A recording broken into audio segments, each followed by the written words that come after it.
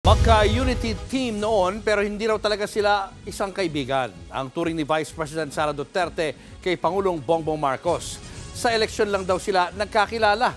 Nagbabalik si Marian Enriquez. Oh, never again.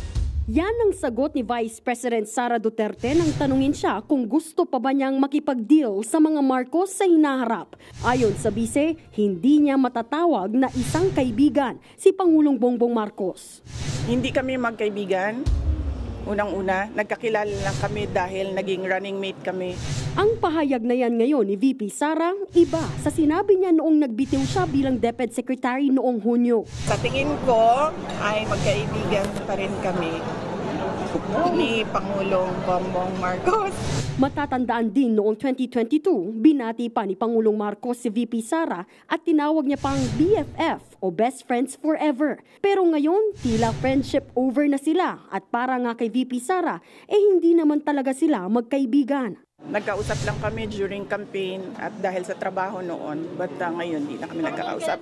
Ang kaibigan ko talaga si Senator Amy Marcos. Kasabay niyan, tinanong din ng bise kung sa tingin ba niya ay may kinalaman si PBBM sa mga nangyayari sa kanya sa Kamara. Ito ang nagpipigil niyang sagot. Ma'am, hindi ko sagutin yan kasi sarcastic yung sagot ko dyan.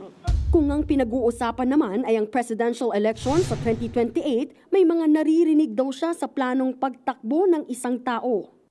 Si Speaker Martin Romualdez daw ang candidate for 2028. Wala pang tugon ang palasyo at si Speaker Romualdez kaugnay ng mga pahayag ni VP Sara.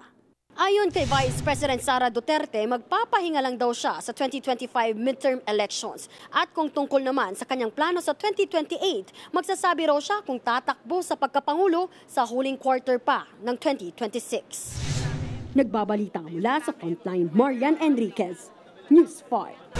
Mga kapatid, Lucy Cruz Valdez po, maging maalam at may pakialam sa mga napapanahong balita sa bansa. Tumutok at mag-subscribe sa News 5 social media pages.